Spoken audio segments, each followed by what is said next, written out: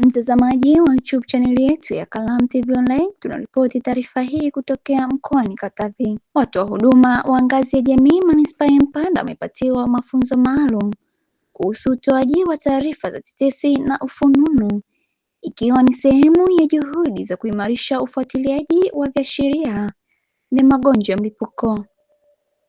Akizungumza wakati wa mafunzo hayo, mratibu wa elimu ya afya ngazi ya jamii manispaa ya Mpanda Bi Elizabeth Kakusa aliwataka watoa huduma hao kutumia vyema maarifa walioyapata kwa kuhakikisha wanafanya kazi katika maeneo yao.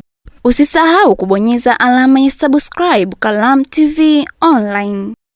Naitwa Elizabeth Sylvester Kakusa, ni mratibu wa elimu ya afya ngazi ya jamii au kwa umma tunasema. Leo hapa tuko kwenye mafunzo ya CHW au watu wa huduma ngazi ya jamii kwa ajili ya kutoa elimu juu ya utoaji wa taarifa za tetesi au fununu, na tutatoa kwa njia ya kielektroniki. Atakapopata taarifa isiyokuwa ya kawaida kutoka kwenye jamii, aidha kuna wanyama wamekufa wengi sehemu moja, zaidi ya mmoja bila sababu inayojulikana, au kuna mtu anatokwa na damu sehemu yoyote ya wazi ya mwili wake bila kujua sababu hasa inayopelekea ile hali, au kuna watu wameng'atwa na wanyama.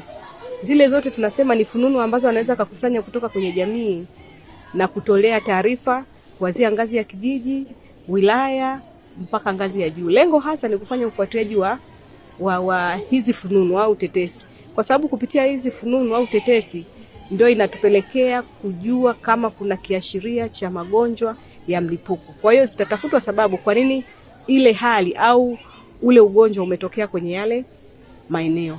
Na magonjwa tunayoyalenga ni magonjwa yale yote ambayo yanatolewa taarifa za haraka, tunaita immediate reportable disease, au yanayotolewa taarifa kwa wiki.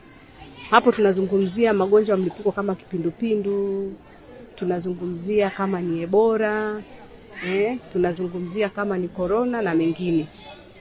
Tunategemea sana CHW au watu wa huduma ngazi ya jamii wakatupe fununu nyingi kadri inavyowezekana, ili kuweza kujua viashiria vya magonjwa ngazi ya jamii na kufuatilia kisha kudhibiti. Asante. Waliopata mafunzo kwa kweli tumeendelea kusisitiza kwamba wahakikishe wanafanyia kazi yale yote ambayo wameelekezwa, hata kama na simu ya kawaida ambayo wanaita kiswaswadu kwa jina maarufu, baadhi anaweza kutuma taarifa hizi.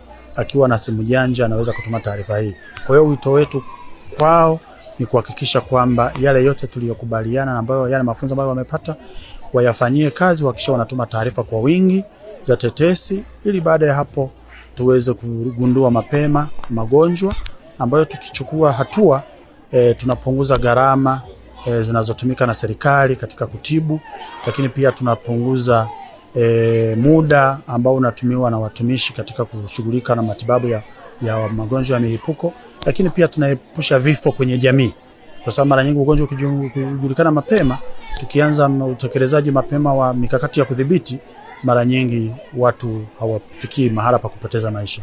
Kwa hiyo ndio lengo kubwa hasa la serikali. Kimsingi tunafahamu kwamba kuna changamoto, kuna matukio ambayo yanatokea kwenye jamii, hususan watu kuugua na wengine wanachelewa kwenda kwenye vituo vyetu vya kutoa huduma za afya ili kuweza kupata huduma.